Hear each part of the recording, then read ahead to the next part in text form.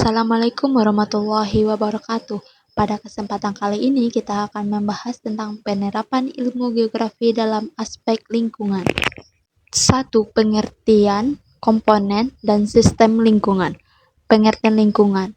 Lingkungan ialah keseluruhan kondisi fisik atau abiotik dan biologis atau biotik yang ada di sekitar manusia dan mempengaruhi kelangsungan kehidupan dan kesejahteraan manusia serta makhluk hidup lainnya.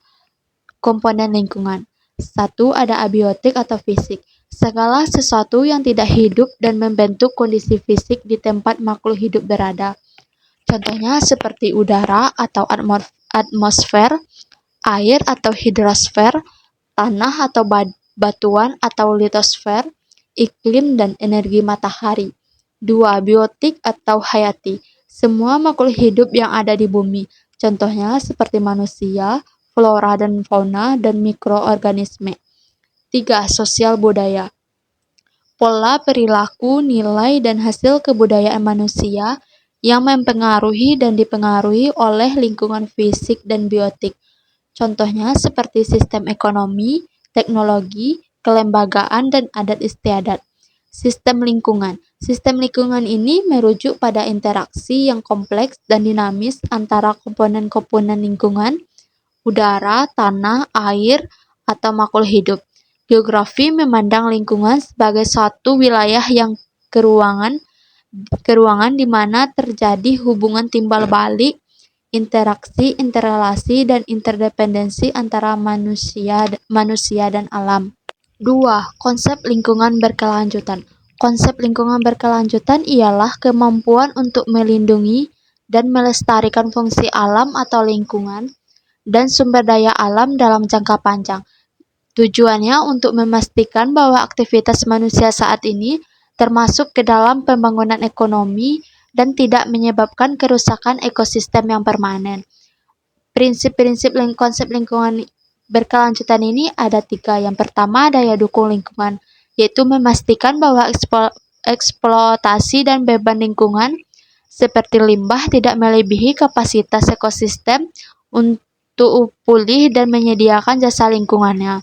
2. Efisiensi sumber daya, yaitu penggunaan sumber daya alam atau terutama yang tidak terbarukan secara bijaksana dan hemat serta mendorong transisi ke energi dan sumber daya terbarukan.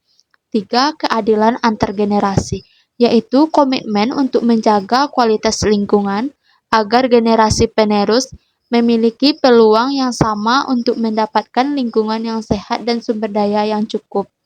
A. Dampak kegiatan manusia terhadap lingkungan ada 4. Yang pertama, pencemaran air atau hidrosfer.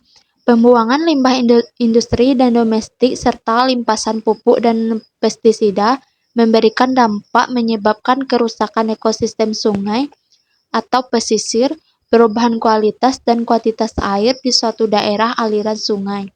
2. Degradasi lahan atau litosfer, yaitu kegiatan pertanian intensif tanpa konservasi, penambangan terbuka, dan pengundulan hutan yang memberikan dampak negatif yaitu penurunan kesuburan tanah dan alih fungsi lahan, konservasi lahan pertanian ke non-pertanian yang mengubah pola penggunaan lahan di suatu wilayah. 3. Perubahan iklim atau atmosfer. Kegiatan pembakaran bahan bakar fosil dan deforestasi yang memberikan dampak terhadap peningkatan konsentrasi gas rumah kaca atau CO2 yang memicu pemanasan global dan peningkatan intensitas bencana hidrometeorologi atau banjir atau kekeringan di berbagai wilayah. 4. Penurunan keanekaragaman hayati atau biosfer. Perusakan habitat misalnya pada pengundulan hutan, perburuan liar yang menyebabkan kepunahan atau penurunan populasi terhadap flora dan fauna endemik. B. Pengelolaan sumber daya alam ada 3. Yang pertama, pengelolaan air. Pengelolaan air ini bertujuan untuk menjamin ketersediaan air bersih dan menjaga kualitas air secara berkelanjutan. Teknik dan strategi yang dipakai ada 3. Yang pertama, ada pengelolaan daerah aliran sungai. Yang kedua, ada konservasi air. Dan ketiga, pengelolaan air. Yang kedua ada pengelolaan tanah, ialah mempertahankan dan memulihkan kesuburan serta fungsi tanah untuk mendukung produksi pangan dan lingkungan yang sehat. Praktik dan strategi yang digunakan yaitu ada praktik pertanian berkelanjutan, pemulihan tanah, dan pengelolaan penggunaan lahan. Ketiga, pengelolaan hutan, ialah berorientasi pada pelestarian fungsi ekologi hutan atau biodiversitas, iklim dan air, dan pemanfaatan yang adil. Teknik yang digunakannya ada 3. Yang pertama ada konversi hutan, yang kedua reboisasi, dan yang terakhir pengendalian penebangan liar. C. Penerapan prinsip-prinsip geografi dalam pengelolaan lingkungan. Ada 3. Yang pertama, analisis spasial. Ialah teknik yang menganalisis fenomena berdasarkan lokasi, distribusi, dan pola keruangan. Sedangkan SIG ialah alat utama yang memfasilitasi analisis ini. Dengan SIG mampu memasukkan, menyimpan, memanipulasi, menganalisis, dan menampilkan data yang merujuk pada posisi di bumi atau geoferensi. Penerapan yang digunakan ialah menggunakan SIG untuk memproses data geospasial, peta, citra satelit yang menjadi informasi untuk ditindaklanjuti. Prinsip yang digunakan ialah prinsip distribusi, penyebaran fenomena, dan interrelasi keterkaitan antar fenomena. Contohnya seperti pemetaan potensi bencana tanah longsor. SIG digunakan untuk menumpang tindihkan atau overlay beberapa lapisan data seperti kemiringan lereng, jenis tanah, curah hujan, dan tutupan lahan. Hasilnya adalah peta zona risiko longsor yang sangat akurat untuk tujuan manusia. 2. Perencanaan lingkungan, ialah proses penetapan kebijakan dan pengambilan keputusan mengenai pemanfaatan SDA dan lingkungan hidup guna mencapai pembangunan berkelanjutan.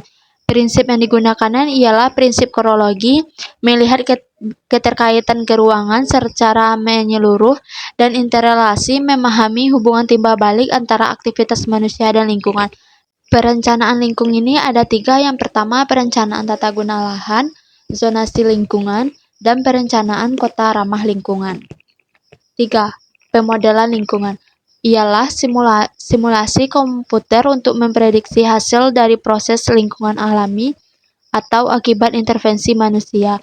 Prinsip yang digunakan ialah deskripsi atau penggambaran fenomena, dan interrelasi atau memahami hubungan sebab akibat. Contoh pemodelan lingkungan ini ialah pemodelan kenaikan permukaan air laut.